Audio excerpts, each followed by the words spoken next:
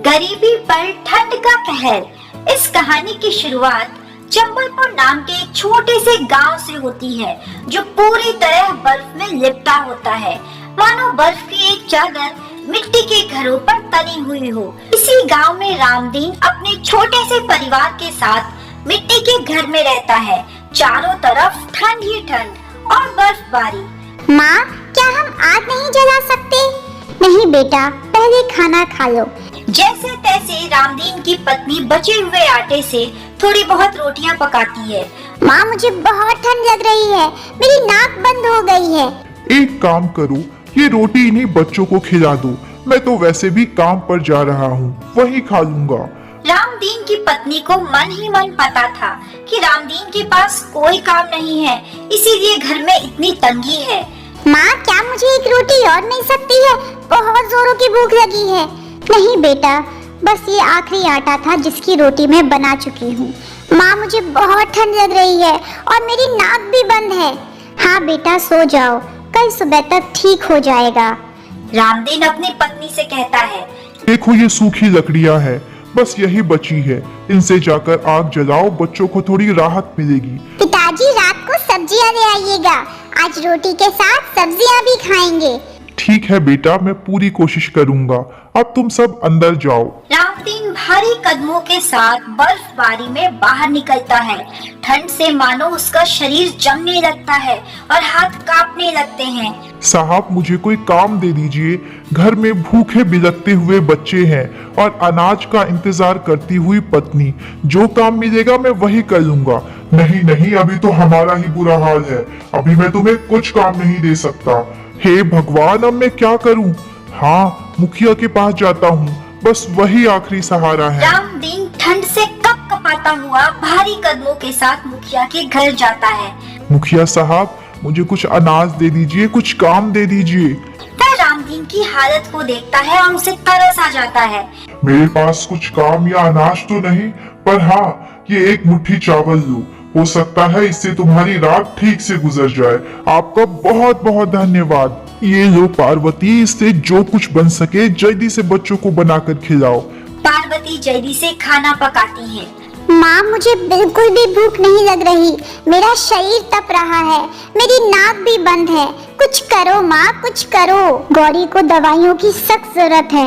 अगर समय पे दवाइयाँ नहीं आई तो मुझे डर है कि कुछ अनहोनी ना हो जाए। हाँ हाँ, तुम ठीक कह रही हो। मैं अभी जाता हूँ और दवाई का इंतजाम करता हूँ। तुम चिंता मत करो, सब ठीक हो जाएगा। भारी कदमों के साथ एक लकड़ी की कुल्हाड़ी लेकर रामदीन जंगल की तरफ बढ़ता है। वह सूखी लकड़ियों को इकट्ठा करना शुरू करता है, पर पूरा जंगल बर्फ से ढका होता है। बड़ी मुश्किल से वह लकड़ियों को काट पाता है। माँ, मुझे नींद आ रही है, मेरी आंखें बंद हो रही है। नहीं बेटा नहीं, आंखें बंद मत करना।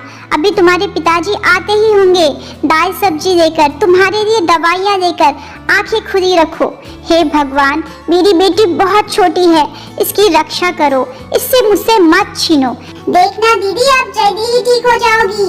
नहीं, मुझे कुछ भी ठीक नहीं लग रहा, मेरी तबीयत बिल्कुल ठीक नहीं है। छोटी बेटी गौरी का शरीर तपता है, मानो जैसे आग की भट्टी हो। हे भगवान, कहाँ है आप? जल्दी से आइए, नहीं तो हमारी बच्ची इस ठंड में हमेशा के लिए सो जाएगी। इधर रामदीन कड़ी मेहनत करता है, जैसे तैसे ठंड में लकड़ियाँ जमा करता है। भागता हुआ अपने गांव वापस आता है और वहाँ सभी लोगों से कहता है, भाई जी, किसी को लकड़ी चाहिए? किसी को लकड़ी चाहिए जलाने के लिए, ठंड से बचने के लिए? ठीक है, मुझे दे दो, पर मेरे पास पूरे पैसे नहीं है। हाँ हाँ हाँ, चलेगा। जितने पैसे हैं उतने ही दे दीजिए। मुझे मेरी बेटी के लिए दवाइयाँ खरीदनी है, जल्द से जल्द। रामदीन पैसे लेकर दवाई की दुकान पर भागता हुआ जाता है। भाई जी, मुझे दवाइयाँ दे दीजिए, बुखार की कोई सस्ती दवाई। देखो, दवाई तो महंगी है, पर तुम्हारी हालत देखकर मैं तुम्हें ये दवाई दे देता हूँ। जाओ जल्दी से अपनी बेटी को पिला दो। हाँ हाँ हाँ, वो ठीक हो जाएगी ना? हाँ, जरूर ठीक होगी। रामदीन भागता हुआ दवाई का पैकेट और दाल सब्जी का पैकेट लेकर घर पहुंचता है। पार्वती, ये तो दवाई लेकर आ गया, जल्दी से गौरी को पिला दो। अब देखना वो ठीक हो जाएगी। बहुत देर हो चुकी है, आपकी नन्ही बेटी ने अपना दम तोड़ दिया है। ये क्या कह रही हो? तुम मजाक कर रही हो?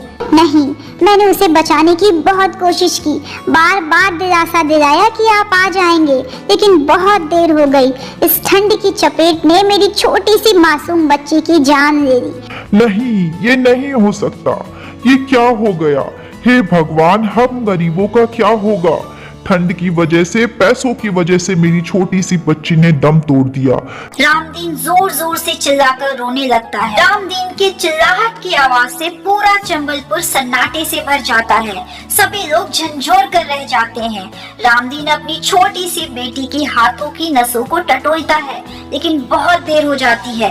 नन्ही गौरी ने अपना दम तोड़ दिया होता है और हमेशा के लिए ठंड की चपेट में सो चुकी होती है। रामदीन की आंखों में आंसू होते हैं। वह भारी आवाज के साथ कहता है, जो मेरी बेटी के साथ हुआ, अब मैं वह गांव में किसी के साथ नहीं होने दूंगा। मासूम बच्चों की हमेशा ठंड की वजह से जान जाती है। मैं उन सब के लिए कुछ करूंगा। आप ठीक कह रहे हैं। मैं अपनी गौरी को तो नहीं बचा पाई, पर चाहे जितना भी रुपया पैसा लगे, हमें ये घर क्यों ना बेचना पड़े, पर आज के बाद ठंड की वजह से किसी भी मासूम बच्चे की जान नहीं जाएगी। So this story ends here. I hope you like the video. Show your support and interest by sharing and subscribing the channel. Thank you for watching.